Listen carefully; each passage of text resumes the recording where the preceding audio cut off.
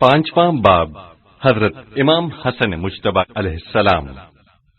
حضرت امام حسن مجتبی علیہ السلام کا دور خلافت اور آپ کا معاویہ کے ساتھ صلح یا وہ واقعہ جسے صلح کا نام دیا گیا ہے، تاریخ اسلام کے صدر اول کے اسلامی اور انقلابی طریقہ کار میں ایک بے مثال اور اسلام کی تقدیر بدل کر رکھ دینے والا واقعہ ہے۔ ہمارے نزدیک اس واقعے کی کوئی مثال نہیں ملتی۔ میں یہاں اس جملے کی مختصر وضاحت کے بعد اصل مطلب کی طرف آؤں گا۔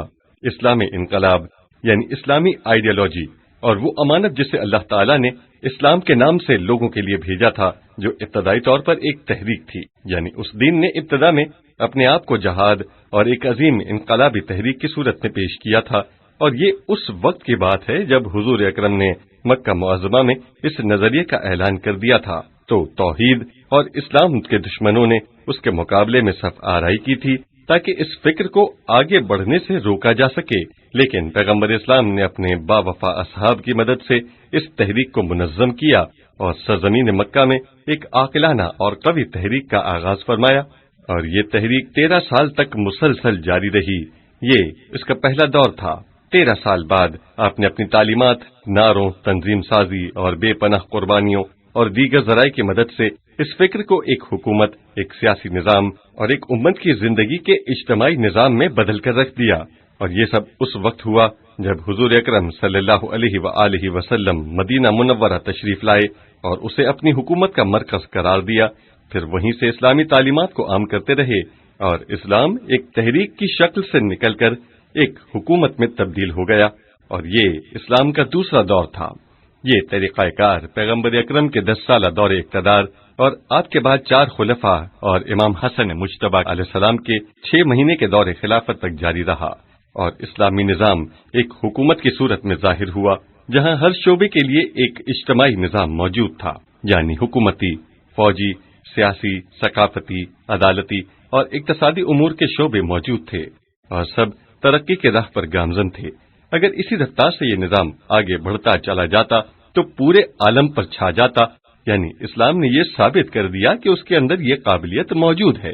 امام حسن مجتبی علیہ السلام کے دور خلافت میں اسلام مخالف تحریکوں نے یوں سر اٹھایا کہ وہ اسلامی نظام کی راہ میں ایک رکاوٹ بن کر سامنے آنے میں کامیاب ہو گئیں۔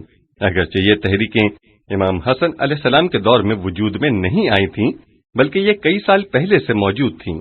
اگر کوئی شخص اپنے اعتقادی نظریات سے ہٹ کر صرف تاریخی حقائق کی روشنی میں بات کرے تو وہ یہ دعویٰ کر سکتا ہے کہ یہ تحریکیں اسلام کے ساتھ بھی وجود میں نہیں آئی تھیں، بلکہ یہ اس سلسلے کی کڑیاں تھیں جو نبوی تحریک یعنی مکی دور میں موجود تھیں۔ حضرت عثمان کے دور میں جب خلافت بنو امیہ کے ہاتھ میں آ گئی تو ابو سفیان نے، جو اس وقت نابینا بھی ہو چکا تھا اور اپنے قریبی لوگوں کے ساتھ ایک محفل میں بیٹھا ہوا تھا، پوچھا، یہاں پر کون لوگ موجود ہیں؟ جب اسے بتایا گیا کہ فلاں فلاں ہیں، اور جب اسے یقین ہو گیا کہ سب بنو امیہ ہی کے لوگ ہیں اور کوئی غیر موجود نہیں، تو اس نے ان لوگوں سے مخاطب ہو کر کہا، گیند کی طرح حکومت کو ایک دوسرے کے حوالے کرتے جاؤ اور اپنے ہاتھ سے نکلنے نہ دو۔ الاحتیاج علی اہل اللجاج، طبرسی، جلد 1، صفحہ 234۔ اس واقعے کو سنی شیعہ دونوں کی تاریخی کتابوں میں نقل کیا گیا ہے۔ یہ کوئی اعتقادی مسئلہ نہیں، اور نہ ہی ہم اعتقادی مسائل پر بات کر رہے ہیں، بلکہ میں صرف اس واقعے کا تاریخی پہلو واضح کرنا چاہتا ہوں۔ البتہ ابو سفیان اس وقت ایمان لا چکا تھا اور وہ مسلمان تھا۔ اس نے فتح مکہ کے بعد ایمان لایا تھا، نہ کہ اس وقت اسلام لایا جب اسلام غریب اور کمزور تھا۔ اس کا اسلام کے طاقتور ہونے کے بعد کا اسلام تھا۔ یہ تحریک حضرت امام حسن علیہ السلام کے دور خلافت میں اپنی انتہا کو پہنچ چکی تھی، اور یہ وہ تحریک تھی جو معاویہ بن ابی سفیان کی شکل میں امام حسن مجتبی کے سامنے ظاہر ہو گئی۔ اس تحریک نے اسلامی نظام کے راستے میں رکاوٹیں کھڑی کرنا شروع کر دی، یعنی حکومت اسلامی کا راستہ روکتے ہوئے اس کی جڑوں کو کاٹ دیا اور اس کے لیے مشکلات کھڑی کر دیں، یہاں تک کہ یہ عملی طور پر حکومت اسلامی کی پیش رفت میں رکاوٹ بن گئی۔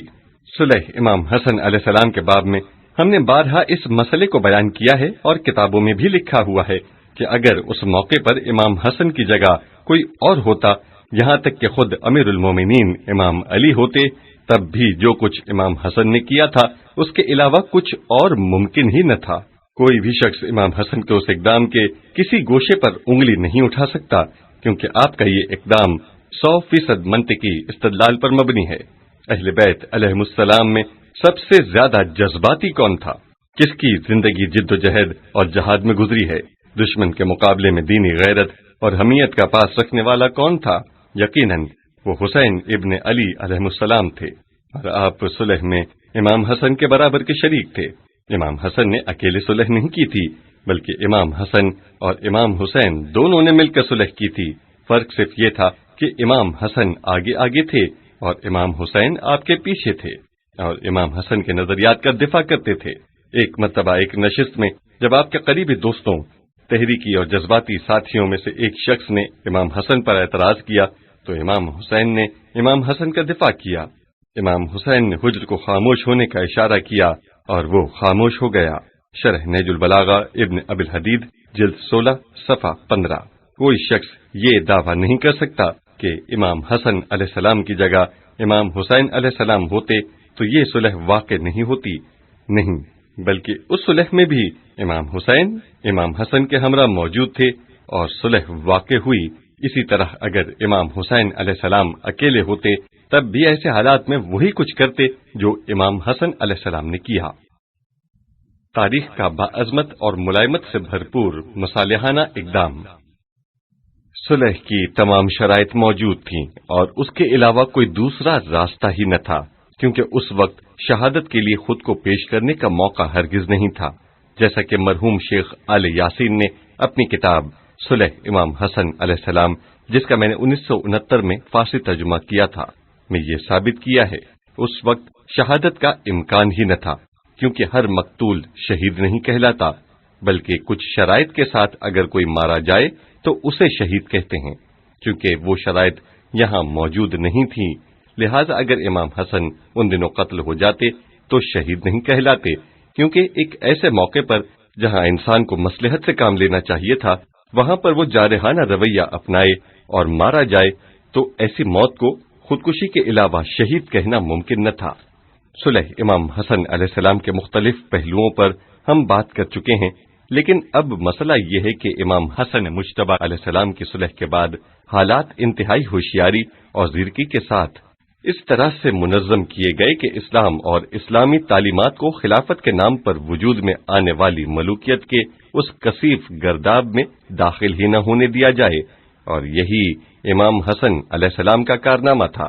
آپ نے ایک ایسا کام انجام دیا کہ جس کے ذریعے اسلام کی اصلی تعلیمات کو، جن کا آغاز مکہ سے ہوا اور مدینے میں یہ ایک اسلامی حکومت کی شکل میں ظاہر ہوئیں، اور امیر المومنین علی علیہ السلام کے دور حکومت اور خود امام حسن کے دور تک جاری رہیں، ایک نئی جہت دینی تھی، اور اگر یہ کام انجام دینا ایک حکومت کی صورت میں نہیں تو کم از کم ایک تحریک کی صورت میں ہی صحیح اسے انجام دینا تھا۔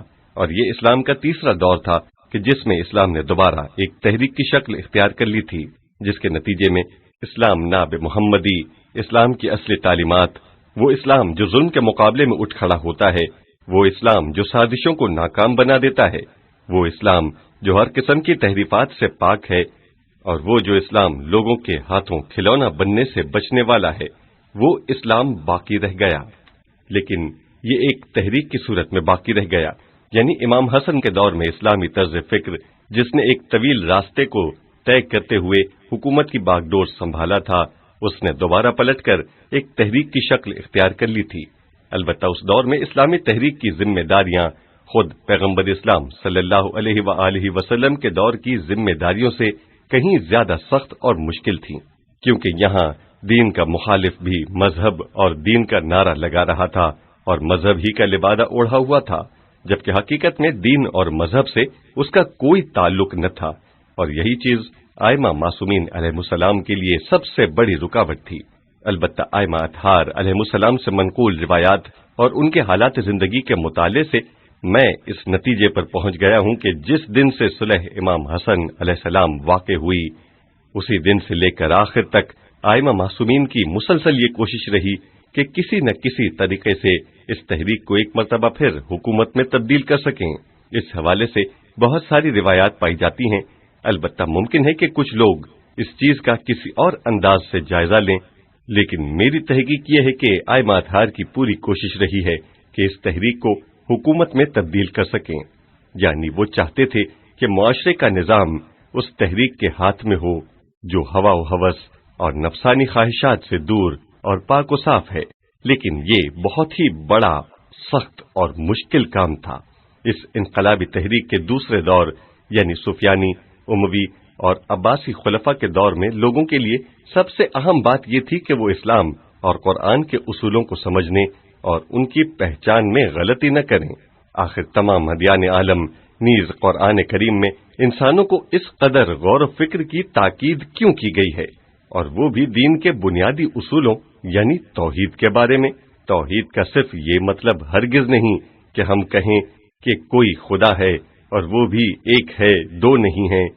یہ توحید کی ظاہری صورت ہے، جبکہ توحید کا باطن ایک ایسا ٹھاٹھے مارتا ہوا سمندر ہے جس میں اولیاء الہی غوطے لگاتے ہیں۔ توحید ایک بہت ہی باعظمت وادی کا نام ہے، لیکن اس باعظمت وادی میں بھی مومنین، مسلمین اور موحدین کو غور و فکر اور تعقل و تدبر کے ساتھ آگے بڑھنے کا حکم دیا گیا ہے، اور حقیقت میں بھی غور و فکر ہی انسان کو آگے لے جا سکتا ہے۔ مختلف مراحل میں عقل وحی کے نور، معرفت کے نور اور اولیاء الہی کی تعلیمات سے اپنے لیے غذا حاصل کرتی ہے، لیکن پھر بھی جس طاقت کی مدد سے آگے بڑھا جا سکتا ہے وہ عقل کی طاقت ہی ہے۔ عقل کے بغیر کہیں بھی جایا نہیں جا سکتا۔ ملت اسلامیہ کو ان چند 100 سالوں کے عرصے میں جب خلافت کے نام سے ان پر حکومت کی گئی، یعنی 7ویں صدی تک، جو بنو عباس کی خلافت کا آخری دور تھا۔ البتہ بنو عباس کی خلافت کے بعد بھی بعض مقامات پر خلافت کے نام سے کچھ چیزیں موجود تھیں، جیسے ممالک کے دور میں مصر اور اس کے ایک مدت بعد خلافت عثمانیہ کا زمانہ، اور دیگر مقامات پر جس چیز کو سمجھنے کی ضرورت تھی وہ یہ کہ انہیں عقل کو قاضی بنا کر یہ دیکھنا چاہیے تھا کہ اسلام، قرآن اور معتبر احادیث میں حکمرانوں کے لیے جو شرائط بیان کی گئی ہیں وہ کیا موجودہ حکمرانوں میں پائی جاتی ہیں کہ نہیں۔ یہ انتہائی اہم بات تھی۔ مروانی، سفیانی اور عباسی خلافت کا ایک ایسا دور تھا کہ جس میں اسلامی اقدار اپنا وقار کھو چکے تھے اور ان کے خالی ڈھانچے باقی رہ گئے تھے، لیکن ان اقدار کے بنیادی مضامین جاہلی اور شیطانی مضامین میں تبدیل ہو چکے تھے۔ وہ مراکز جو انسانوں کو عاقل، عبادت گزار، مومن، آزاد، برائیوں سے دور، اللہ کے حضور میں خاضع اور متکبروں کے مقابلے میں متکبر بنانا چاہتے تھے، اور ان میں سب سے بہترین مرکز خود حضور اکرم صلی اللہ علیہ وآلہ وسلم کے زمانے میں مملکت اسلامی تھی۔ وہ اب ایسے مراکز میں تبدیل ہو چکے تھے جہاں انسانوں کو مختلف تدابیر کے ذریعے دنیا داری اور ہوسرانی میں مشغول اور انہیں روحانیت سے دور کر کے ان کی شخصیت کو تباہ کر دیا جاتا تھا۔ افسوس کے ساتھ کہنا پڑتا ہے کہ بنو امیہ اور بنو عباس کے پورے دور خلافت میں یہی سلسلہ جاری تھا۔ تاریخ کی کتابیں ایسے واقعات سے بھری پڑی ہیں، اگر ہم انہیں بیان کرنا چاہیں تو بہت وقت لگے گا۔ یہ سلسلہ خود معاویہ ہی کے دور سے شروع ہوا تھا اور وہ اس کام میں مشہور ہو چکا تھا، یعنی تاریخ نویسوں نے لکھا ہے کہ ایک طرف وہ ایک حلیم اور کھلے دل کا آدمی تھا، اور وہ اپنے مخالفین کو اس بات کی اجازت دیتا تھا کہ اس کے سامنے ہی جو چاہیں کہہ سکتے ہیں، لیکن اس کے ساتھ ہی اس کی زندگی اور شخصیت کے دوسرے پہلوؤں کے بارے میں بہت کم لکھا گیا ہے کہ وہ کس طرح عام لوگوں، قبائل کے سرداروں اور معاشرے کے جانے پہچانے لوگوں کو اپنے عقائد اور ایمان سے دستبردار ہونے اور حق کے مقابلے میں اٹھ کھڑے ہونے کے لیے تیار کرتا تھا۔ مورخین نے ان چیزوں کے بارے میں بہت کم لکھا ہے، لیکن پھر بھی بعض لوگوں نے کچھ نہ کچھ لکھا ضرور ہے۔ اس کی خلافت سے وابستہ لوگوں کی اس طرح تربیت کی جاتی تھی کہ انہیں خلیفہ کی رائے اور اس کی مرضی کے خلاف ایک لفظ بھی زبان پر لانے کی اجازت نہیں تھی۔ آخر یہ کیسا معاشرہ ہے اور یہ کس قسم کے انسان ہیں؟ لوگوں کے اندر یہ کیسا اسلامی اور الہی جذبہ کار فرما ہے کہ جس کی بنا پر وہ معاشرے سے برائیوں کا خاتمہ کر کے اسے ایک الہی معاشرہ بنانا چاہتے ہیں؟ کیا ایسا کرنا ممکن ہے؟ جاہز یا شاید ابو الفرج اصفہانی نے لکھا ہے کہ ایک مرتبہ اپنے دور خلافت میں معاویہ گھوڑے پر سوار ہو کر مکہ جا رہا تھا، اس کے برابر میں ایک اور شخص بھی اپنے گھوڑے پر سوار چل رہا تھا۔ معاویہ اس شخص کے ساتھ باتوں میں مگن تھا، ان کے پیچھے اور بھی لوگ چل رہے تھے۔ معاویہ زمانہ جاہلیت میں بنو امیہ کے کارنامے بیان کرتے ہوئے کہہ رہا تھا کہ یہاں ایسا تھا تو وہاں ویسا تھا، میرے باپ ابو سفیان نے اس وقت ایسے کارنامے انجام دیے۔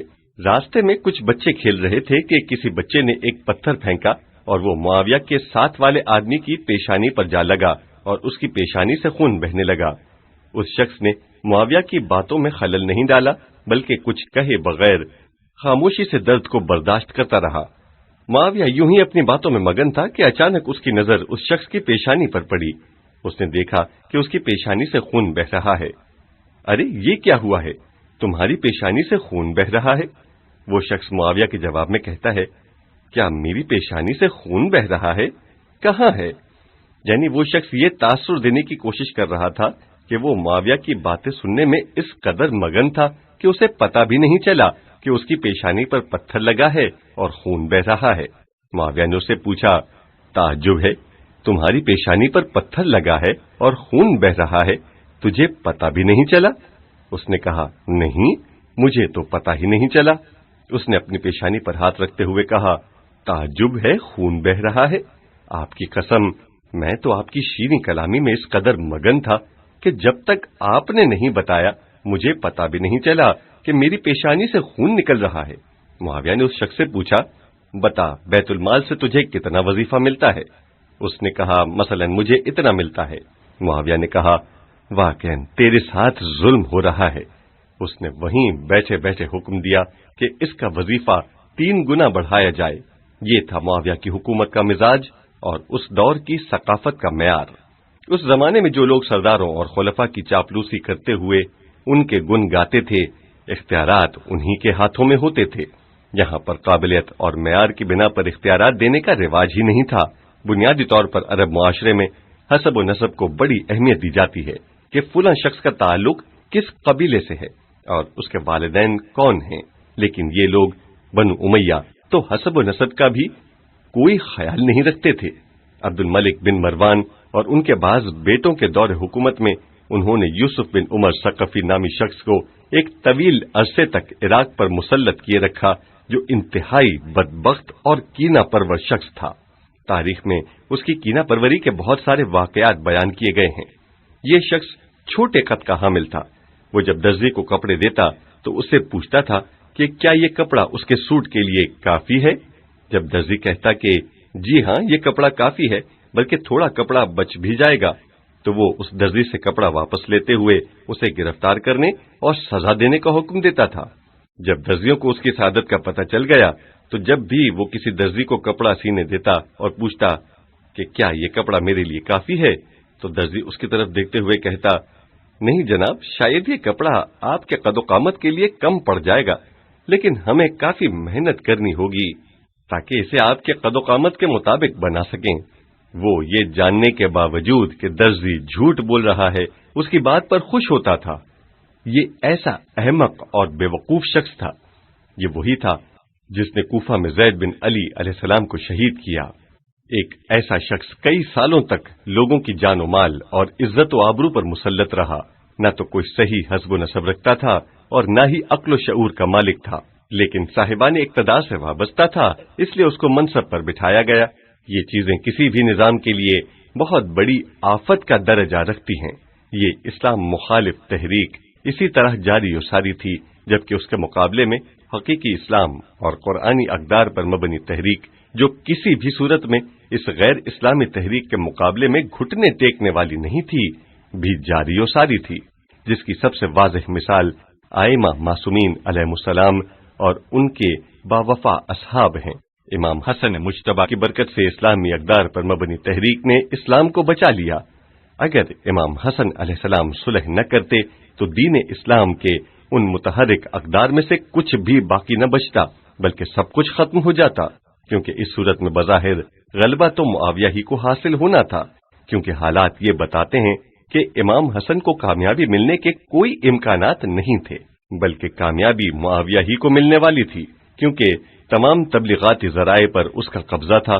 دوسری طرف مسلمانوں کے درمیان اس کی شخصیت بھی جانی پہچانی تھی، اور وہ کوئی غیر معروف آدمی نہیں تھا۔ امام حسن مجتبی علیہ السلام اگر صلح نہ کرتے تو خاندان رسالت کے تمام افراد مارے جاتے اور معاویہ ان میں سے کسی ایک کو بھی زندہ نہیں چھوڑتا تاکہ وہ اسلام کے اصلی اقدار کی حفاظت کر سکیں۔ سب کچھ ختم ہو جاتا اور اسلام کا نام لینے والا کوئی باقی نہیں بچتا اور واقعہ عاشورہ کی نوبت بھی نہ آتی۔ یعنی اگر امام حسن معاویہ کے ساتھ اس جنگ کو جاری رکھتے تو اس کے نتیجے میں خاندان رسالت کے تمام افراد ختم ہو جاتے۔ امام حسین کے علاوہ حجر بن عدی جیسے اور بھی نامور اصحاب قتل کر دیے جاتے۔ کوئی ایسا شخص باقی نہیں بچتا جو اسلام کی حقیقی اقدار کی حفاظت کر سکے۔ اس لیے امام نے صلح کی اور یہ امام حسن مجتبی علیہ السلام کا اسلام پر بہت بڑا احسان ہے۔ البتہ صلح امام حسن ایک زبردستی کی صلح تھی، لیکن پھر بھی ایک صلح واقع تو ہوئی تھی، لیکن امام حسن دل سے اس کے لیے راضی نہ تھے۔ اس لیے امام حسن نے جن شرائط پر معاویہ کے ساتھ صلح کی، ان شرائط نے معاویہ کی سیاست کو متزلزل کر دیا تھا۔ صلح امام حسن علیہ السلام اور اس کی شرائط بھی الہی تدبیر تھی۔ وَمَكَرُوا وَمَكَرَ اللَّهُ وَاللَّهُ خَيْرُ الْمَاكِرِينَ۔ انہوں نے دشمنوں نے مکاری کی تو اللہ نے بھی جوابی تدبیر کی اور خدا بہترین تدبیر کرنے والا ہے۔ سورہ آل عمران آیت 54۔ یعنی اگر امام حسن علیہ السلام اس وقت معاویہ کے ساتھ جنگ کرتے تو یقیناً مارے جاتے، اور وہ بھی اپنے ہی اصحاب کے ہاتھوں جنہیں معاویہ کے جاسوسوں نے بھاری رقم دے کر خریدا تھا، اور معاویہ کہتا کہ حسن ابن علی علیہ السلام کو میں نے تو نہیں مارا بلکہ خود ان کے اصحاب ہی نے مارا ہے۔ عین ممکن ہے کہ وہ اس صورت میں امام حسن کے لیے مجلس ترحیم کا بھی انتظام کرتا، لیکن بعد میں وہ امیر المومنین کے اصحاب کو ایک ایک کر کے تہ تیغ کر دیتا، اور شیعہ نام کا کوئی ایک شخص بھی باقی نہیں بچتا جو 20 سال بعد کوفہ میں امام حسین کو دعوت دے سکے۔ لہذا امام حسن علیہ السلام نے تشیع کی بنیادوں کو بچایا تاکہ 20-25 سال بعد حکومت کی باغ ڈور اہل بیت رسول صلی اللہ علیہ وآلہ وسلم کے ہاتھ آ جائے۔ جب امام حسن مجتبی نے معاویہ سے صلح کر لی تو بہت سے جاہل اور کم فہم لوگوں نے آپ کو مختلف طریقوں سے ہدف تنقید بنایا۔ کبھی وہ آپ کو مومنین کی ذلت اور رسوائی کا باعث گردانتے ہوئے کہتے تھے، یا مذلل المومنین، تحف العقول صفحہ 308۔ آپ نے معاویہ کے ساتھ صلح کر کے مومنین کی اس پرجوش جماعت کو ذلیل و رسوا کر دیا ہے اور انہیں معاویہ کے سامنے سر تسلیم خم کرنے پر مجبور کیا ہے۔ کبھی احترام کو ملوز خاطر رکھتے ہوئے ذرا دھیمے لہجے میں یہی باتیں دہرائی جاتی تھیں، لیکن امام علیہ السلام ان تمام اعتراضات اور تنقیدوں کے جواب میں ان سے صرف ایک جملہ ارشاد فرماتے تھے جو شاید آپ کے تمام فرمودات میں سب سے زیادہ واضح اور بہتر ہے، اور وہ جملہ ہے ماخوذ از سورہ انبیاء آیت 111۔ أَدْرِي لَعَلَّهُ فِتْنَةٌ لَكُمْ وَمَتَاعٌ إِلَى حِينٍ۔ مجھے نہیں معلوم، شاید یہ تمہارے لیے ایک آزمائش ہو۔ بہار الانوار جلد 44 صفحہ 56۔ تمہیں کیا معلوم، شاید یہ تمہارے لیے ایک آزمائش ہو اور معاویہ کے لیے ایک عارضی سرمایہ ہو۔ آپ کا یہ جملہ در حقیقت قرآن کریم کا ایک اقتباس ہے۔ اس سے پتہ چلتا ہے کہ آپ کو مستقبل کا انتظار ہے، اور وہ مستقبل اس کے علاوہ کچھ اور نہیں ہو سکتا کہ آپ کی نظر میں حق سے منحرف اور ناقابل قبول حکومت برطرف ہو جائے اور اس کی جگہ آپ کی پسند کی ایک حکومت قائم ہو جائے۔ لہذا آپ نے ان لوگوں سے مخاطب ہو کر فرمایا، تم صلح کے فلسفے کو نہیں جانتے ہو، تمہیں کیا معلوم، شاید اسی میں ہی کوئی مصلحت پوشیدہ ہو۔ صلح کے آغاز ہی میں جب شیعہ عمائدین میں سے دو مشہور شخصیات مسیب بن نجبہ اور سلیمان بن سرد خزائی چند مسلمانوں کے ہمراہ امام حسن مجتبی علیہ السلام کی خدمت میں حاضر ہوئے اور عرض کیا، ہمارے پاس خراسان اور عراق وغیرہ میں خاصی افرادی قوت موجود ہے اور ہم اسے آپ کے اختیار میں دینے کے لیے تیار ہیں اور معاویہ کا شام تک تعاقب کرنے کے لیے حاضر ہیں۔ تو آپ نے انہیں تنہائی میں گفتگو کے لیے طلب کیا اور کچھ بات چیت کی، اور جب وہ آپ کے ہاں سے باہر نکلے تو ان کے چہرے پر طمانینت کے آثار دکھائی دے رہے تھے۔ انہوں نے اپنے فوجی دستوں کو رخصت کر دیا، حتیٰ کہ ساتھ آنے والوں کو بھی کوئی واضح جواب نہ دیا۔ طاہا حسین مشہور معاصر مصری مورخ کا یہ دعویٰ ہے کہ دراصل اسی ملاقات میں شیعوں کی تحریک کا سنگ بنیاد رکھ دیا گیا تھا، یعنی وہ یہ کہنا چاہتے ہیں کہ امام حسن مجتبی علیہ السلام نے ان لوگوں کے ساتھ مل بیٹھ کر اور آپس میں بات چیت کر کے ایک عظیم شیعہ تنظیم کی بنیاد رکھ دی تھی۔ چنانچہ خود امام حسن علیہ السلام کے حالات زندگی اور مقدس ارشادات سے بھی واضح طور پر یہی مفہوم نکلتا ہے، اگرچہ وہ زمانہ اس قسم کی تحریک اور سیاسی جدوجہد کے لیے سازگار نہ تھا، کیونکہ لوگوں میں سیاسی شعور بے حد کم اور دشمن کے پروپیگنڈوں نیز مالی وسائل کے بے دریغ استعمال کا بازار گرم تھا۔ دشمن جن طریقوں سے فائدہ اٹھا رہا تھا، آپ ان طریقوں کو اختیار نہیں کر سکتے تھے، مثلا بے حساب پیسہ خرچ کرنا اور معاشرے کے چھٹے ہوئے بدقماش افراد کو اپنے ارد گرد اکٹھا کر لینا آپ کے لیے ممکن نہ تھا۔ ظاہر ہے دشمن کا ہاتھ کھلا ہوا تھا اور اس حوالے سے امام عالی مقام کے ہاتھ بندھے ہوئے تھے۔ پاسدار اسلام شمارہ 6۔ حضرت امام جعفر صادق علیہ السلام سے منقول ایک روایت میں آپ فرماتے ہیں، اللہ تعالی نے اس امر کے لیے 70 ہجری کو معین فرمایا تھا۔ الکافی جلد 1 صفحہ 368۔ یعنی خدا کی تقدیر میں یہ تھا کہ امیر المومنین علیہ السلام کی شہادت کے 30 سال اور امام حسین کی شہادت کے 10 سال بعد حکومت اسلامی کی باغ ڈور اہل بیت رسول صلی اللہ علیہ وآلہ وسلم کو واپس کی جائے، لیکن اتنا بڑا نتیجہ کب سامنے آتا جب لوگ اپنے قصد اور ارادے کے ساتھ اس کے لیے مقدمات فراہم کریں، کیونکہ اللہ تعالی کی کسی سے کوئی رشتہ داری نہیں ہے۔ لوگوں نے اپنے فرائض اور ذمہ داریاں ادا نہیں کیں، جبکہ امام حسن اور امام حسین علیہ السلام نے اپنی ذمہ داریوں کو بخوبی انجام دیا، لیکن خواص جیسے عبداللہ ابن جعفر اور عبداللہ ابن عباس اور ان جیسے دوسرے لوگوں نے اپنی ذمہ داریوں کو نہیں نبھایا، یہاں تک کہ ان لوگوں نے بھی جنہوں نے بعد میں واقعہ کربلا میں امام حسین علیہ السلام کے ہم رکاب ہو کر جنگ کی، انہوں نے بھی جناب مسلم بن عقیل سفیر امام حسین علیہ السلام کے ساتھ وہ تعاون نہیں کیا جو کرنا چاہیے تھا، بلکہ انہوں نے کوتاہی کی، ورنہ جناب مسلم کے ساتھ وہ کچھ نہ ہوا ہوتا۔ انہیں جناب مسلم کے ساتھ مل کر حکومت کوفہ کا قصہ تمام کر دینا چاہیے تھا، جو کہ نہیں کیا، اور ان لوگوں کی یہی کوتاہیاں کربلا کے دل خراش واقعے کا سبب بنی۔ اس کے بعد امام جعفر صادق علیہ السلام مزید فرماتے ہیں، جب امام حسین علیہ السلام کو شہید کر دیا گیا تو اہل زمین پر اللہ تعالی کے غضب میں شدت پیدا ہو گئی اور تاسیس حکومت کا وقت 140 ہجری تک کے لیے آگے بڑھا دیا گیا۔ الکافی جلد 1 صفحہ 368۔ یعنی یہ کام تاخیر کا شکار ہو گیا اور میرے خیال میں 140 ہجری تک پہنچ گیا، یعنی 70 سال مزید تاخیر ہو گئی اور بنو عباس کے دور خلافت تک پہنچ گیا۔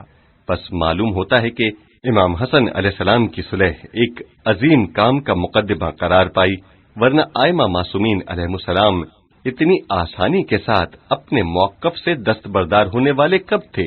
اور کیا ولایت اور حکومت کا مسئلہ کوئی چھوٹی بات تھی؟ نہیں، بلکہ یہ دین کی بنیاد تھی، لیکن حالات اس قسم کے درپیش آئے تھے۔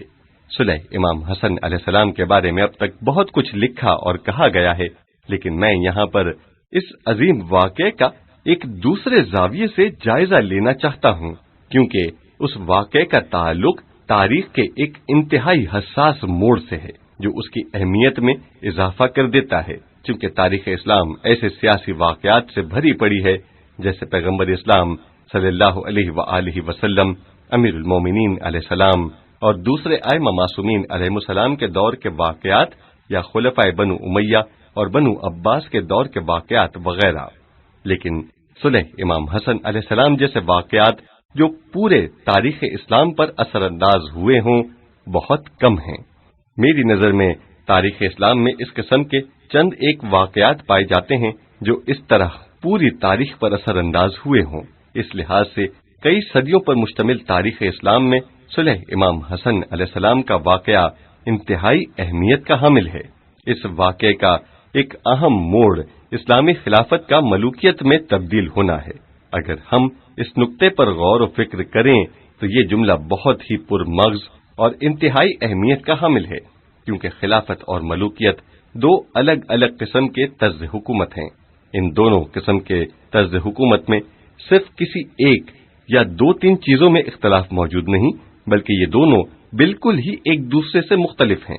یعنی خلافت کوئی اور چیز ہے، جبکہ ملوکیت، بادشاہت دوسری چیز ہے، جن کا مسلمانوں اور اسلامی معاشرے پر حکمرانی کا انداز بھی مختلف ہے۔ اس واقعے نے تاریخ اسلام کا رخ موڑ دیا، اور رخ موڑنے کا مطلب تو آپ جانتے ہی ہیں، جیسا کہ ایک ریل گاڑی جو شمال کی طرف رواں دواں ہے، کسی ایک مقام پر ڈرائیور اس کے ٹریک کو تبدیل کرتے ہوئے اس کا رخ دوبارہ جنوب کی طرف موڑ دیتا ہے۔ البتہ یہ ایک دم محسوس نہیں ہوتا، لیکن تھوڑی دیر بعد جب انسان پیچھے مڑ کر دیکھتا ہے تب اسے احساس ہونے لگتا ہے۔ میں اس واقعے کو اس نظر سے دیکھتا ہوں۔ حضرت امام حسن مجتبی علیہ السلام کی امیر شام سے صلح کے بعد ایک نئے دور کا آغاز ہوا۔ آج کی اصطلاح میں گویا پاور ایک پارٹی سے دوسری پارٹی کو منتقل ہوئی۔ اب دیکھنا یہ ہے کہ ان دونوں پارٹیوں کی خصوصیات کیا ہیں۔ یہ جو دو پارٹیوں نے ایک دوسرے کی جگہ لے لی ہے، ان کے درمیان کیا فرق ہے، یہ ایک بات ہے۔ دوسری بات یہ کہ جب باطل تحریک نے اقتدار کو اپنے ہاتھ میں لیا تو اس نے اسلامی معاشرے پر اپنا تسلط قائم کرنے کے لیے کون سے حربے استعمال کیے۔ تیسری بات یہ کہ جب حقیقی پارٹی امام حسن علیہ السلام اور ان کے ساتھی کو اقتدار سے محروم کر دیا گیا تو اس نے باطل تحریک کے مقابلے میں صبر و استقامت کے کون سے طریقوں کو اپنایا، یعنی اس نے کون کون سے طریقے اختیار کیے۔ چوتھی بات یہ کہ شکست کی وجوہات کیا تھیں، یعنی وہ کون سے عوامل تھے کہ جن کی بنا پر حق کو شکست کا سامنا کرنا پڑا، اس کی کیا وجوہات تھیں۔ پانچویں بات یہ کہ فاتح گروہ مغلوب کے ساتھ کس طرح پیش آیا، یہ واقعے کا انتہائی اہم اور عبرتناک باب ہے۔ چھٹی چیز، مغلوب گروہ کا فاتح کے ساتھ کیسا رویہ رہا، اس گروہ نے کون سی پالیسی اختیار کی۔ ساتویں بات یہ کہ اس واقعے کا نتیجہ کیا نکلا۔ ان دونوں تحریکوں کی بہت سی خصوصیات ہیں، ان میں سے بعض کا تعلق حق سے ہے جبکہ بعض کا تعلق باطل سے ہے۔ اگر میں یہاں ان خصوصیات کو ایک ایک کر کے گننا چاہوں تو ایک طویل فہرست بن جائے گی، لہذا میں نے ان کا خلاصہ کیا ہے۔ حق کی تحریک یعنی امام حسن علیہ السلام کی پارٹی کی نظر میں سب سے اہم چیز دین تھا۔ دین سے مراد کیا ہے؟ یعنی لوگوں کے ایمان اور عقیدے میں دین باقی رہے، لوگ ایمان اور عمل میں دین کی پابندی کریں اور معاشرے پر بھی دین حاکم ہو۔ یعنی ان کی نظر میں اصل بات یہ تھی کہ معاشرہ دین کی قوت، دین کی حاکمیت اور دین کے دائرے میں رہتے ہوئے آگے بڑھے۔ دوسرے الفاظ میں معاشرے میں اسلامی نظام نافذ ہو، جبکہ اقتدار ہاتھ میں لینا، حکومت قائم کرنا اور امور کو اپنے ہاتھوں میں لینا اور اس قسم کے دیگر فروعی مسائل ان کی نظر میں دوسرے، تیسرے اور چوتھے درجے کے کام تھے۔ ان کی نظر میں بنیادی مسئلہ یہ تھا کہ اس نظام اور معاشرے پر دین کی حاکمیت کار فرما ہو، اور جو لوگ اس معاشرے میں رہ رہے ہیں ان کا ایمان نہ صرف باقی رہے بلکہ ان کے دلوں کی گہرائیوں میں بھی راسخ ہو۔ یہ تھی حق کی پارٹی کی پہلی خصوصیت۔ دوسری پارٹی یعنی باطل پارٹی کا اصلی مقصد کسی بھی طریقے سے اقتدار کو اپنے ہاتھ میں لینا تھا، یعنی ہر قیمت پر اقتدار کا حصول۔ یہ تھی باطل پارٹی کی اصل سیاست۔ اس کی نظر میں اصل چیز اقتدار کا حصول تھا، چاہے کسی بھی قیمت اور کسی بھی طریقے سے ہو۔ جیسا کہ دنیا کے اکثر سیاستدانوں کا یہی طریقہ ہے کہ ان کی نظر میں اقدار اور اصولوں کی کوئی اہمیت نہیں ہوتی۔ اگر وہ کسی اصول کو اپنا سکیں تو ٹھیک ہے، اور اگر نہ اپنا سکیں تو بھی کوئی بات نہیں ہے، کیونکہ ان کے لیے سب سے اہم چیز اقتدار کو اپنے ہاتھ میں لینا ہے، اور یہی ان کے لیے اہمیت کا حامل ہے، اور یہ ایک انتہائی اہم اور حساس سرحد ہے۔ ممکن ہے کہ کبھی دونوں پارٹیاں ظاہراً مذہب پر عمل پیرا ہوں، جیسا کہ امیر المومنین علیہ السلام اور امیر شام کے درمیان ہونے والی جنگ میں ایسا تھا۔ ایک دن جنگ صفین کے موقع پر جو حضرت علی علیہ السلام اور امیر شام کے درمیان لڑی گئی تھی، امیر المومنین کے کچھ سپاہی شک و تردد کا شکار ہوئے۔ بعض ایسے لوگ ہوتے ہیں کہ جب وہ شک میں پڑ جاتے ہیں اور ان کے ذہنوں میں مشکوک افکار جنم لیتے ہیں تو نہ خود ان شکوک کو حل کرتے ہیں اور نہ ہی قابل اطمینان لوگوں سے رجوع کرتے ہیں، بلکہ وہ انہی شکوک و شبہات کو موضوع گفتگو بنا کر پروپیگنڈا کرتے اور دوسروں کے ذہنوں میں بھی شک ڈال دیتے ہیں اور غلط افکار پر مبنی ایک گروہ پیدا کر دیتے ہیں۔ کچھ اس قسم کے افراد جنگ صفین کے موقع پر شک و تردد کا شکار ہوئے اور کہنے لگے کہ ہم آپس میں کیوں لڑیں، وہ بھی نماز پڑھتے ہیں اور ہم بھی نماز پڑھتے ہیں، وہ بھی قرآن پڑھتے ہیں اور ہم بھی قرآن پڑھتے ہیں، وہ بھی پیغمبر اسلام کو مانتے ہیں اور ہم بھی مانتے ہیں۔ پس وہ لوگ شک و تردید کا شکار ہو گئے۔ عمار یاسر، جن کے بارے میں اس نتیجے پر پہنچ چکا ہوں کہ صدر اسلام میں وہ ایسے حساس، مشکل اور پیچیدہ مسائل کہ جن کے بارے میں لوگ غفلت اور جہالت کا شکار تھے کا تجزیہ و تحلیل کرنے کے ماہر تھے۔ تاریخ اسلام میں عمار یاسر کا یہ مقام ہے کہ وہ گہرے اور دقیق مسائل کو سمجھتے تھے۔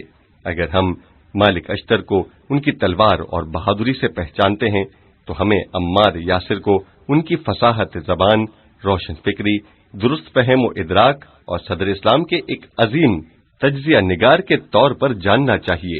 امیر المومنین علیہ السلام کے دور میں مجھے ایسے بہت کم موارد ملے جہاں شکوک و شبہات نے جنم لیا ہو اور وہاں عمار یاسر موجود نہ ہوں۔ وہ ایک مافوق الفطرت شخص تھے۔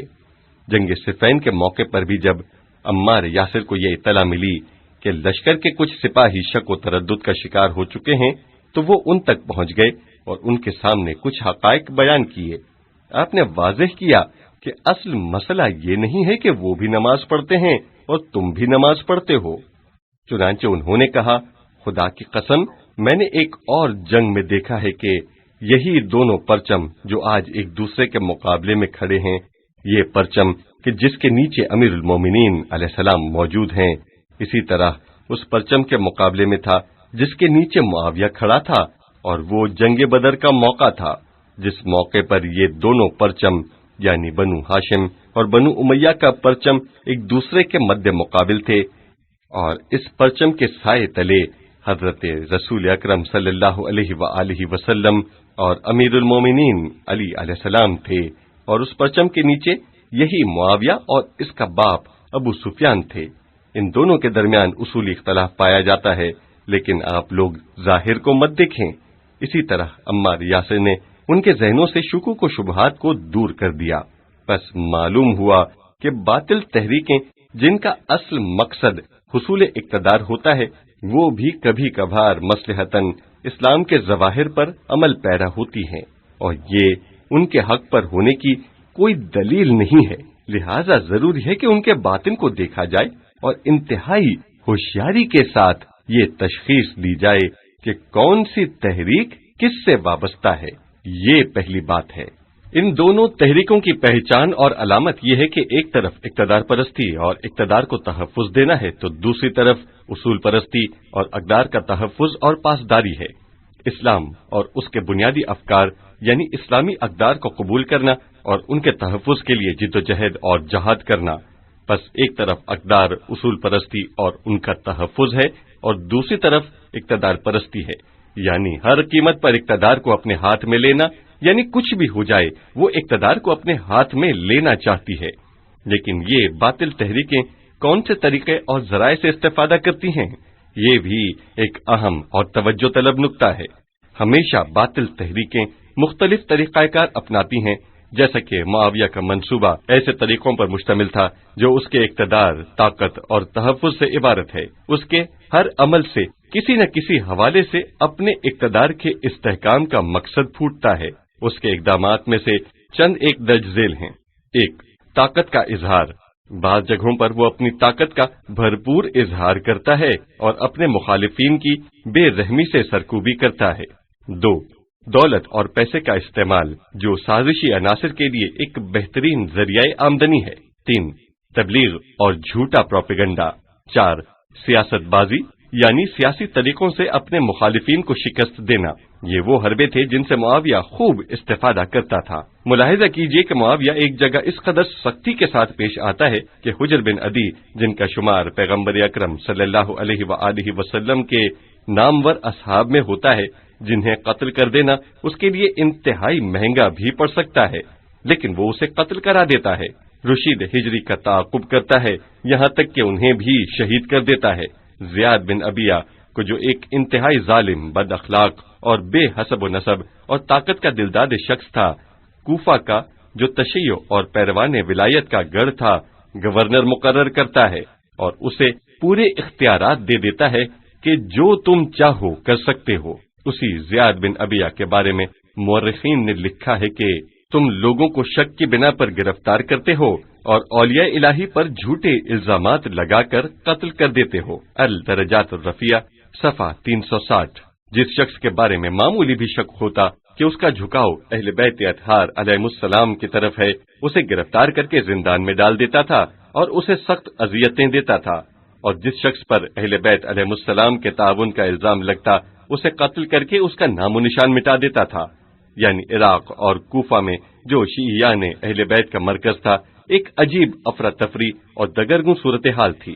معاویہ کہیں اس طرح اپنی طاقت کا مظاہرہ کرتا تھا، اور دوسری جگہ یہی معاویہ ہے، مگر اس کا کردار آپ دیکھ لیں کہ جب کسی قبیلے کی ایک ضعیف خاتون آ کر اسے گالیاں دیتی ہے اور اسے خوب برا بھلا کہتی ہے، تم نے یہ کیا، تم نے وہ کیا، معاویہ اسے کچھ بھی نہیں کہتا، بلکہ ہنستے ہوئے اس کے ساتھ شفقت اور محبت کا برتاؤ کرتا ہے۔ عدی بن حاتم اس حالت میں امیر شام کے پاس آتا ہے جب وہ دونوں آنکھوں سے نابینا ہو چکا ہے۔ معاویہ کہتا ہے، اے عدی، علی نے تمہارے ساتھ انصاف نہیں کیا، تم نے میرے ساتھ علی کی جنگ میں اپنے دونوں بیٹوں کو کھو دیا، لیکن علی نے اپنے دونوں بیٹوں یعنی حسن اور حسین کو بچا کر رکھا۔ عدی بن حاتم نے روتے ہوئے کہا، معاویہ، حقیقت تو یہ ہے کہ میں نے علی علیہ السلام کے ساتھ انصاف نہیں کیا، کیونکہ وہ تو شہید ہو کر اپنے رب سے ملاقات کر چکے، جبکہ میں ابھی تک زندہ ہوں۔ امیر شام کے دربار میں جب کبھی کسی اہل بیت کے چاہنے والے کی موجودگی میں امیر المومنین علیہ السلام کی شان میں معمولی سی گستاخی بھی کی جاتی، وہ اپنی پوری طاقت اور شجاعت کے ساتھ معاویہ اور اس کے ساتھیوں کے خلاف احتجاج کرتا، اور معاویہ ہنستے ہوئے اسے نظر انداز کر دیتا تھا، یہاں تک کہ کبھی کبھار وہ روتے ہوئے کہتا تھا، جی ہاں، آپ صحیح کہہ رہے ہیں، شاید ان باتوں کا قارئین کو یقین نہ آئے، لیکن یہ حقیقت ہیں۔ یہ پروپیگنڈا ہی ہے کہ پوری تاریخ میں باطل قوتوں نے اس سے خطرناک اور مسموم ترین وسیلے کے طور پر کام لیا ہے۔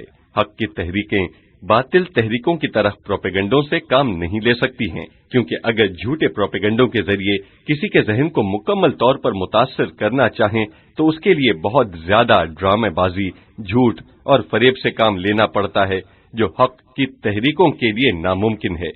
یہ باطل تحریکیں ہی ہیں کہ جن کے نزدیک ان کاموں کی کوئی اہمیت نہیں ہے، بلکہ ان کے نزدیک اہمیت اس بات کی ہے کہ ایک حقیقت کو کسی دوسری شکل میں لوگوں کے سامنے پیش کیا جائے، اور اس کام کے لیے تمام وسائل سے استفادہ کرتی ہیں۔ آپ حضرات یہ سنتے رہتے ہیں کہ جب امیر المومنین امام علی علیہ السلام محراب عبادت میں شہید کر دیے گئے تو اہل شام کو تعجب ہوا کہ علی محراب میں کیا کر رہے تھے؟ محراب تو نمازیوں کی جگہ ہے۔ بعض لوگوں کو ان باتوں پر یقین نہیں آتا، لیکن یہ ایک حقیقت ہے۔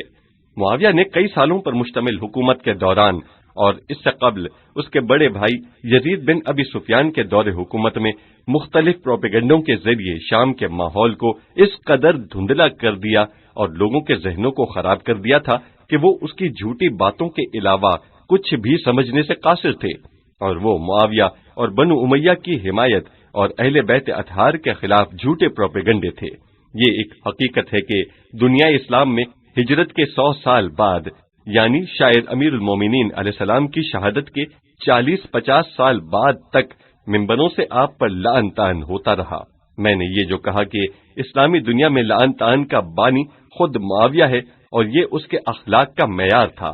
بعض لوگ اہل تشیع کو مورد الزام ٹھہراتے ہوئے انہیں برا بھلا کہتے ہیں کہ وہ کیوں بعض صحابہ پر لعن طعن کرتے ہیں، جبکہ یہ وہ کام ہے جس کی بنیاد خود معاویہ نے رکھی تھی، جس نے امیر المومنین امام علی علیہ السلام کہ جن کے بارے میں پیغمبر اسلام صلی اللہ علیہ وآلہ وسلم نے فرمایا تھا، حضرت رسول اکرم صلی اللہ علیہ وآلہ وسلم اپنی بیٹی جناب فاطمہ زہرا علیہ السلام سے مخاطب ہو کر فرماتے ہیں، میں نے تمہاری شادی ایک ایسے شخص سے کی ہے جس نے سب سے پہلے اسلام قبول کیا، جو علم میں سب سے بڑا ہے، جس کا اخلاق سب سے اچھا ہے، جو سب سے زیادہ اللہ کی معرفت رکھتا ہے۔ عوالم العلوم والمعارف جلد 11 صفحہ 383۔ رسول اکرم کے بعد سب سے افضل شخص حضرت علی تھے۔ الکافی جلد 15 صفحہ 201۔ وہ علی جو اصحاب میں سب سے زیادہ آپ کے قریب اور اسلام لانے میں پہل کرنے والے تھے، ان پر سال ہا سال تک ممبروں سے لعن و طعن ہوتا رہا، آپ کی برائیاں کی گئیں، یہاں تک کہ عمر بن عبدالعزیز جب خلیفہ بن گیا تو اس نے اس سلسلے کو ممنوع قرار دیتے ہوئے کہا کہ آج کے بعد کسی کو حق نہیں پہنچتا ہے کہ وہ یہ کام کرے۔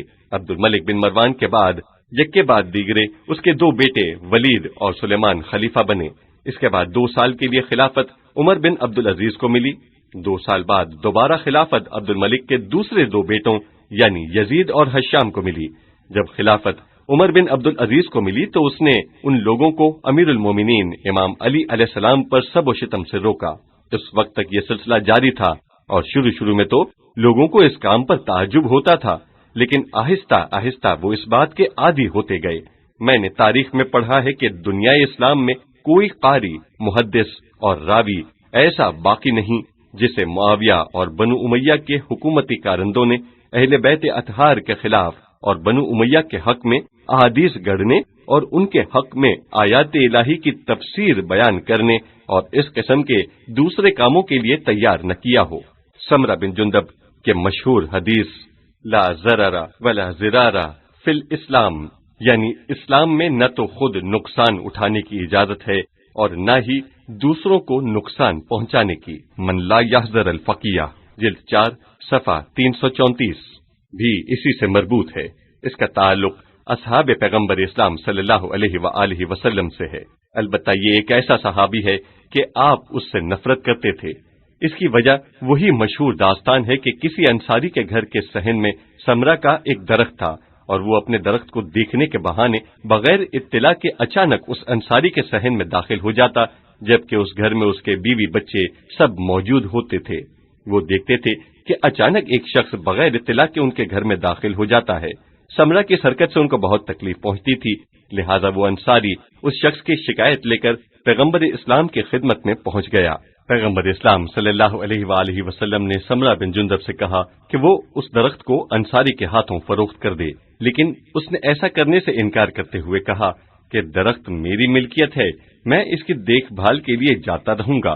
یہ سن کر پیغمبر اسلام نے فرمایا، چلو اس درخت کو میرے ہاتھ فروخت کر دو۔ اس نے قبول نہیں کیا۔ حضور اکرم نے فرمایا، میں تجھے اس درخت کے بدلے جنت میں ایک درخت کی ضمانت دیتا ہوں۔ گویا آپ نے اسے جنت کا وعدہ بھی کیا، لیکن اس نے قبول نہیں کیا اور کہا، مجھے ہر صورت میں اپنا یہی درخت چاہیے۔ اس کی یہ بات سن کر آپ نے مالک مکان کو حکم دیا کہ گھر جا کر اس کا درخت جڑ سے اکھاڑ کر باہر پھینک دو تاکہ یہ اسے لے جائے۔ آپ نے فرمایا، لا ضرر ولا ضرار فی الاسلام، یعنی دین اسلام میں ضرر اور ضرار کی کوئی گنجائش نہیں ہے۔ اس بہانے کہ یہاں میری ملکیت کی چیز ہے، آپ کسی کو تکلیف پہنچا نہیں سکتے، کیونکہ اسلام میں اس بات کی کوئی گنجائش نہیں ہے۔ لا ضرر کی یہ مشہور حدیث، جسے ہمارے ہاں ایک فقہی اصول کی حیثیت حاصل ہے، کا تعلق اسی سمرہ بن جندب سے ہے۔ یہ شخص امیر شام کے دور حکومت تک زندہ رہا۔ اس کی عاقبت کو دیکھ لیجئے۔ معاویہ اصحاب پیغمبر اکرم صلی اللہ علیہ وآلہ وسلم کی تلاش میں رہتا تھا، کیونکہ معاشرے میں ان کا ایک نام اور مقام تھا، لہٰذا وہ انہیں اپنے ارد گرد جمع کرنا چاہتا تھا۔ اس نے سمرہ بن جندب کو بھی اپنے حلقہ احباب میں شامل کر لیا اور اسے کہا کہ میں چاہتا ہوں کہ درج ذیل مشہور آیت کی نسبت امیر المومنین علی علیہ السلام کی طرف دے۔ وہ آیت یہ ہے، وَمِنَ النَّاسِ مَن يُعْجِبُكَ قَوْلُهُ فِي الْحَيَاةِ الدُّنْيَا وَيُشْهِدُ اللَّهَ عَلَى مَا فِي قَلْبِهِ وَهُوَ أَلَدُّ الْخِصَامِ۔ انسانوں میں ایسے لوگ بھی ہیں کہ دنیا کی مذمت کے بارے میں ان کی باتیں آپ کو بھلی لگتی ہیں اور وہ اپنے دل کی باتوں پر خدا کو گواہ بناتے ہیں، حالانکہ وہ بدترین دشمن ہیں۔ سورہ بقرہ آیت 204۔ یعنی کچھ لوگ ایسے بھی ہیں کہ جب وہ دنیا کے بارے میں بولتے ہیں تو دنیا کی مذمت میں ان کی باتیں تجھے تعجب میں ڈال دیتی ہیں، اور وہ باتیں تمہیں بھلی لگتی ہیں، اور وہ اپنے دل کی باتوں پر خدا کو گواہ بناتے ہیں، حالانکہ وہ ریاکاری کرتے ہیں۔ دنیا کی مذمت میں نہج البلاغہ میں موجود امیر المومنین امام علی علیہ السلام کی اس فصیح و بلیغ خطبے کے مقابلے میں جو انتہائی اثرات کا حامل ہے، امیر شام نے یہ پروپیگنڈا شروع کر دیا۔ آپ دیکھیے کہ آج بھی اگر کوئی شخص فصیح و بلیغ گفتگو کرتا ہے، کوئی شعر کہتا ہے یا کوئی کتاب لکھتا ہے اور کسی مطلب کو خوبصورت انداز میں پیش کرتا ہے تو فطری سی بات ہے کہ یہ کام لوگوں میں مشہور ہو جاتا ہے، اور اس لکھنے والے کو بھی لوگ قدر کی نگاہ سے دیکھتے ہیں۔ اگرچہ امیر المومنین امام علی علیہ السلام کے کلام کو آج کے کسی ادیب کے کلام کے ساتھ موازنہ نہیں کیا جا سکتا، کیونکہ آپ کا کلام ایک نمونہ ہے، بلکہ نہج البلاغہ تو اسلامی معارف اور اقدار کی ایک بے مثال شاہکار ہے۔ لوگوں کے درمیان امیر المومنین امام علی علیہ السلام کی شہرت کو معاویہ کیوں کر برداشت کر سکتا تھا؟ لہذا اس نے امیر المومنین کا دنیا کی مذمت اور زہد و تقوی پر مبنی خطبے کے مقابلے آپ کے خلاف کوئی سازش کرنا چاہی، اور سمرہ سے کہا کہ تم لوگوں میں جا کر کہو کہ مذکورہ بالا آیت امیر المومنین علیہ السلام کے بارے میں نازل ہوئی ہے، یعنی امیر المومنین امام علی جو دنیا کی مذمت میں اس طرح کی باتیں کرتے ہیں تو تجھے تعجب ہونے لگتا ہے، جبکہ حقیقت میں وہ خود دنیا دار اور ایک لالچی انسان ہیں۔ لہذا یہ آیت حضرت علی علیہ السلام کے بارے میں نازل ہوئی ہے۔ اسی طرح قرآن مجید کی درج ذیل آیت وَمِنَ النَّاسِ مَن يَشْرِي نَفْسَهُ ابْتِغَاءَ مَرْضَاتِ اللَّهِ وَاللَّهُ رَءُوفٌ بِالْعِبَادِ۔ سورہ بقرہ آیت 207۔ اور لوگوں میں ایک آدمی ایسا بھی ہے جو اپنے نفس کو مرضی پروردگار کے لیے بیچ ڈالتا ہے، کے بارے میں اس سے کہا گیا کہ تم یہ کہو کہ یہ آیت ابن ملجم کے بارے میں نازل ہوئی ہے۔ اس کی معاویہ کو بہت ضرورت تھی، کیونکہ وہ اس سے بہت فائدہ حاصل کر سکتا تھا۔ پیغمبر اکرم صلی اللہ علیہ وآلہ وسلم کا ایک صحابی جس نے متعدد جنگوں میں حضور اکرم کے ساتھ شرکت کی ہو، جیسا کہ سمرہ بن جندب کے بارے میں کہا جاتا ہے کہ وہ بچپنے ہی سے ایک جنگجو سپاہی تھا اور بالغ ہونے سے پہلے ہی کئی جنگوں میں حصہ لے چکا تھا۔ اس شخص کا ایک رخ یہ بھی تھا، اور آپ کے اصحاب میں سے بھی تھا۔ اس شخص سے کہا گیا کہ مذکورہ آیت کی تفسیر کرتے ہوئے اس کی نسبت امیر المومنین علی علیہ السلام کی طرف دو اور کہہ دو یہ آیت ان کے بارے میں نازل ہوئی ہے۔ سمرہ بن جندب ایک انتہائی برا اور شقی آدمی تھا، لیکن اس کے باوجود اس کا ضمیر اس کام کے لیے تیار نہیں ہوا۔ اس نے کہا نہیں، میں یہ کام نہیں کر سکتا۔ جو شخص معاویہ اور سمرہ بن جندب کے درمیان واسطہ تھا، اس نے سمرہ سے کہا تمہیں تمہارا پورا حق ملے گا، تم پیسوں کی فکر مت کرو، تمہیں اس کام کے بدلے میں 50,000 درہم دیے جائیں گے۔ اس زمانے میں 50,000 درہم ایک بہت بڑی رقم تھی۔ 50,000 چاندی کے سکے یعنی 5,000 سونے کے سکوں کے برابر تھے۔ اس زمانے کے حساب سے یہ ایک بہت بڑی رقم تھی۔ اسے اتنی بڑی رقم کی پیشکش کی گئی، لیکن اس نے کہا کہ مجھے قبول نہیں ہے۔ بعض لوگ کہتے ہیں کہ سمرہ ڈرامہ بازی کر رہا تھا اور اس طرح وہ مزید رقم نکلوانا چاہتا تھا۔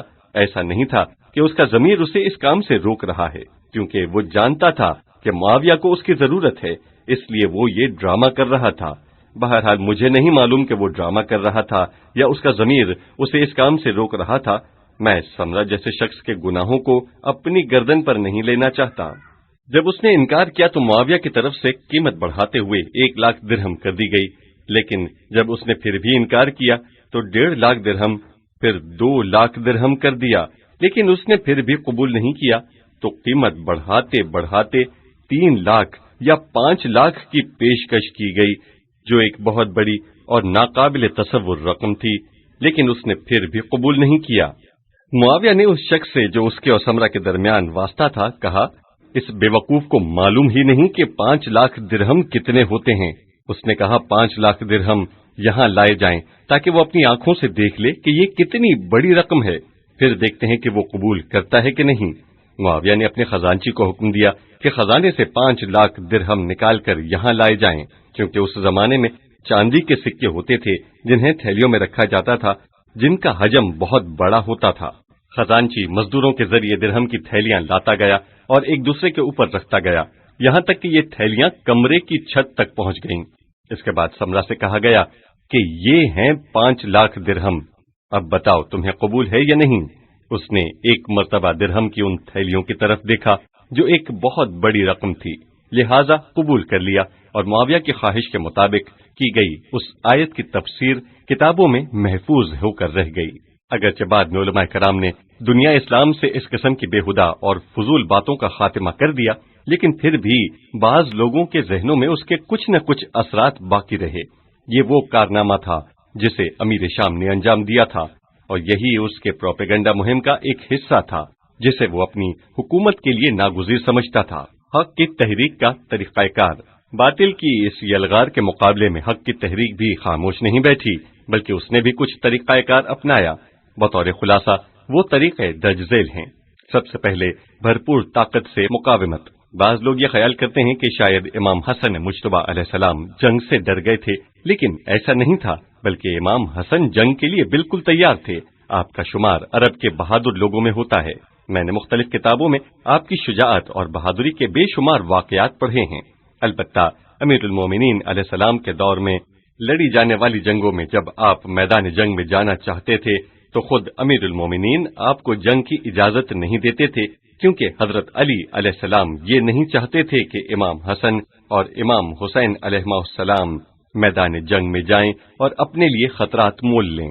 बाज लोगों ने जब अमीरुल मोमिनीन इमाम अली अलैहिस्सलाम से इस सिलसिले में पूछा कि मोहम्मद बिन हनफिया भी तो आप ही के बेटे हैं, लेकिन आप उसे मैदान जंग में भेजते हैं, लेकिन हसनैन अलैहिस्सलाम को क्यों इजाजत नहीं देते, तो आपने फरमाया, मैं इस बात से डरता हूं कि कहीं पैगम्बर इस्लाम सल्लल्लाहु अलैहि वआलिहि वसल्लम की नस्ल खत्म न हो जाए, क्योंकि ये दोनों आपके वारिस हैं, लिहाजा मैं उनकी हिफाजत करना चाहता हूं।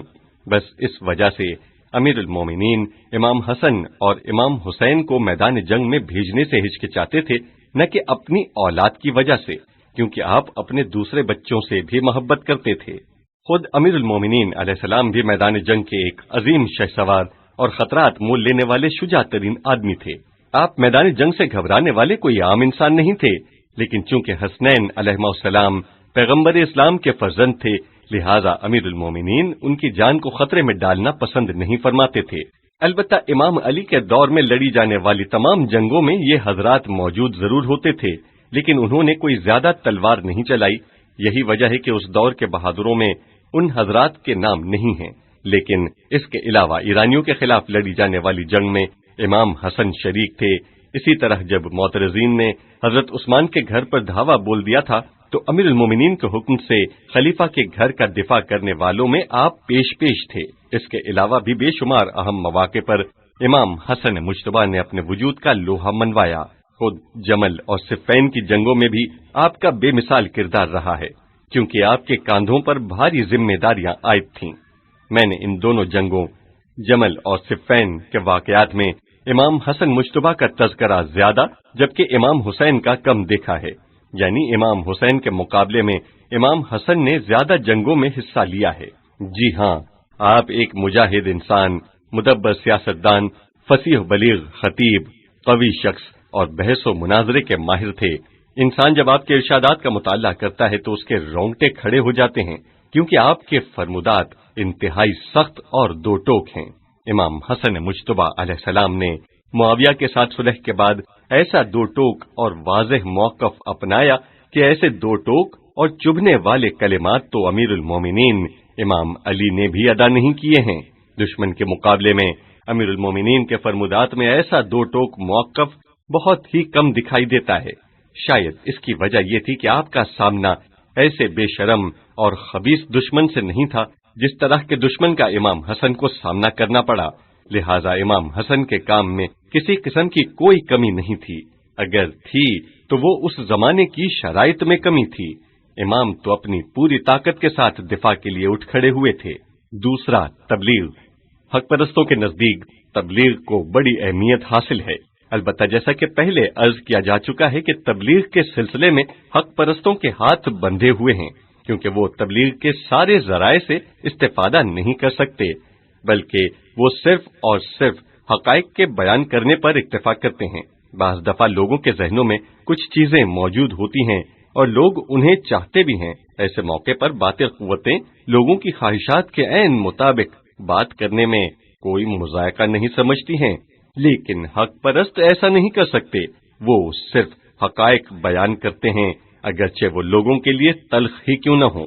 آپ دیکھیں کہ کبھی کبھار امیر المومنین علیہ السلام اپنے قریبی دوستوں سے ایسے تلخ لہجے میں بات کرتے ہیں کہ انسان تعجب کرنے لگتا ہے، اور ہم جیسے لوگ جو امیر المومنین کی سیرت کو اپنانا چاہتے ہیں، اس کے باوجود بعض موارد ہمارے لیے بھی تعجب انگیز ہیں۔ معاویہ کبھی ایسا نہیں کرتا تھا، بلکہ وہ لوگوں کی خواہش کے مطابق بات کرتا تھا، کیونکہ اس کی یہ کوشش ہوتی تھی کہ کسی بھی طریقے سے لوگوں کی توجہ اور حمایت حاصل کرے۔ امیر المومنین یہ کام نہیں کرتے تھے۔ ایسا نہیں تھا کہ آپ کو ایسا کرنا آتا نہیں ہو، بلکہ آپ اس لیے لوگوں کی خواہش کے مطابق بات نہیں کرتے تھے کہ یہ تقوی اور دین کے اصولوں کے خلاف ہے۔ لہذا آپ فرماتے ہیں، اگر تقوی کی بات نہ ہوتی، اقدار کا لحاظ نہ ہوتا، تو ایسے کاموں میں میں معاویہ سے کہیں زیادہ چالاک ہوتا۔ الکافی جلد 1 صفحہ 24۔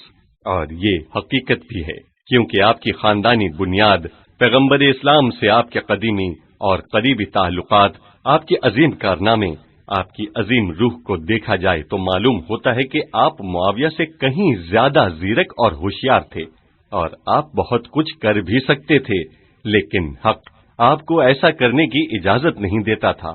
دوسرا طریقہ اقدار کی حفاظت کی تاکید ہے، یعنی حق پرستوں کے نزدیک جس چیز کو زیادہ اہمیت حاصل ہے اور جس چیز کو وہ عملی طور پر بہت زیادہ اہمیت دیتے ہیں، وہ ہر قیمت پر اقدار کی حفاظت ہے، یہاں تک کہ اس حوالے سے انہیں ظاہری طور پر پیچھے کیوں نہ ہٹ جانا پڑے۔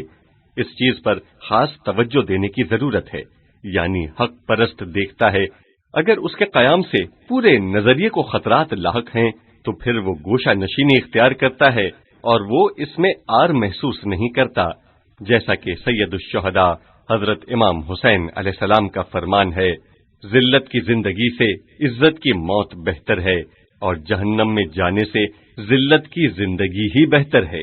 بہار الانوار جلد 75 صفحہ 128۔ یعنی اگر مجھے ذلت کو قبول کرنا پڑے تو کروں گا، کیونکہ یہ آتش دوزخ میں داخل ہونے سے کہیں بہتر ہے۔ بعض مقامات پر کچھ لوگ ایسے بھی ہوتے ہیں جو بعض کاموں کو انجام دیتے ہوئے شرم محسوس کرتے ہیں اور ان سے بچنے کے لیے عذاب الہی کو قبول کر لیتے ہیں۔ یہ شرم کیا ہے؟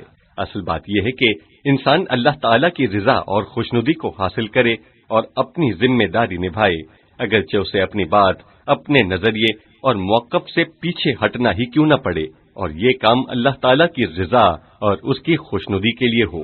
آپ ملاحظہ کیجئے کہ یہ ائمہ معصومین علیہ السلام کی زندگی کا ایک بنیادی قانون ہے، اور امام حسن مجتبی علیہ السلام کی زندگی میں بھی یہ چیز نمایاں نظر آتی ہے۔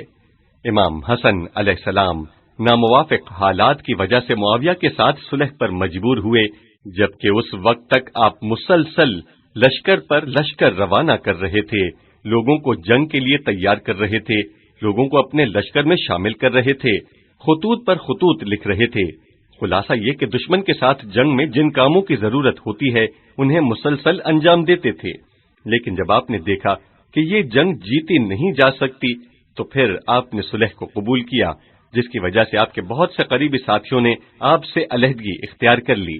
جب امام حسن علیہ السلام نے صلح کی تو بہت سے لوگ دل ہی دل میں خوش ہوئے، کیونکہ وہ دل سے اس جنگ سے خوش نہیں تھے، لیکن یہی لوگ جن کی صلح کے ساتھ دل کی مراد بر آئی تھی امام کی خدمت میں پہنچ گئے اور آپ کو ناسزا کہنا شروع کیا۔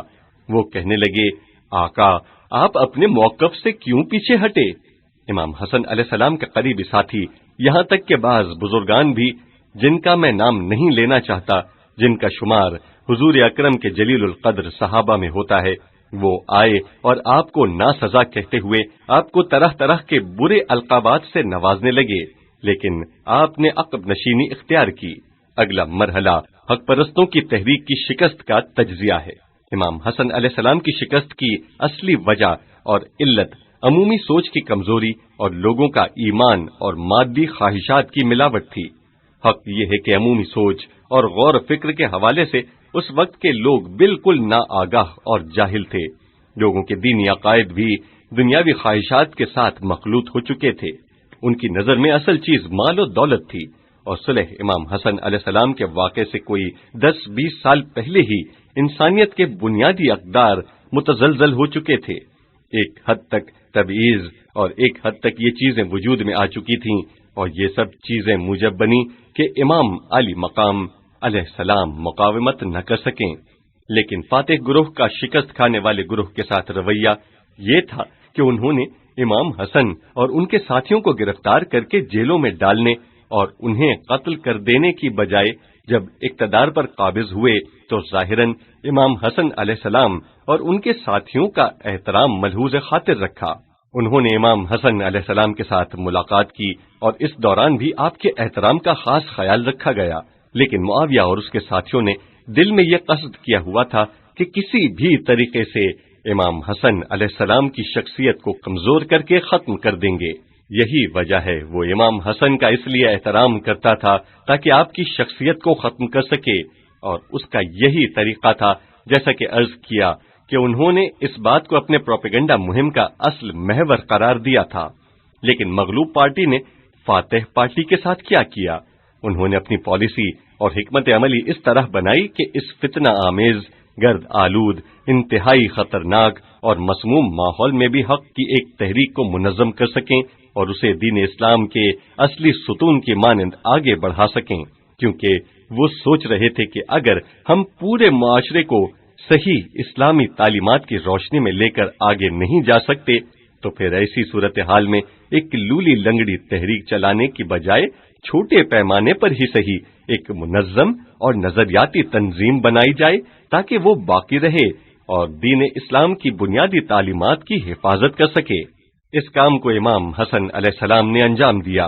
آپ نے محدود پیمانے پر ایک تحریک کا آغاز کیا، یا دوسرے الفاظ میں ایک پارٹی کی بنیاد رکھی جس کے ارکان ائمہ علیہ السلام کے اصحاب تھے۔ یہی تشیع کی تحریک ہی ہے کہ جس نے پوری تاریخ میں بدترین اور خطرناک حالات میں بھی آگے بڑھ کر دین اسلام کی بقا کے لیے کردار ادا کیا ہے۔ یہ تحریک نہ ہوتی تو پھر کب کا سب کچھ بدل چکا ہوتا۔ یہی امامت اور ائمہ معصومین علیہ السلام کی تحریک ہی ہے کہ جس نے حقیقی اسلام کو بچا کر رکھا ہے۔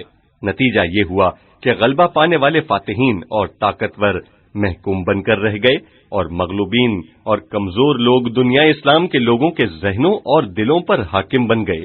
اگر آج آپ عالم اسلام کی ذہنیت اور اس کی سوچ کا مطالعہ کریں تو آپ دیکھیں گے کہ وہی ذہنیت پائی جاتی ہے جس کی ترویج امیر المومنین امام علی علیہ السلام اور امام حسن علیہ السلام کیا کرتے تھے۔ آج اس ذہنیت کے طرفدار مشکل سے ہی ملتے ہیں جس کی ترویج معاویہ، یزید، عبد الملک بن مروان اور دوسرے خلفائے بنی امیہ کیا کرتے تھے۔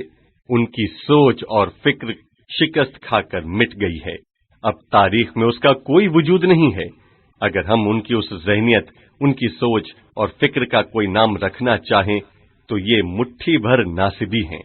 نواسب ایک فرقے کا نام ہے کہ عالم اسلام میں آج اس کا کوئی ظاہری وجود نہیں ہے۔ ناصبی وہی لوگ تھے جو پیغمبر اکرم صلی اللہ علیہ وآلہ وسلم اور ان کے اہل بیت اطہار کو نازیبہ کہتے تھے۔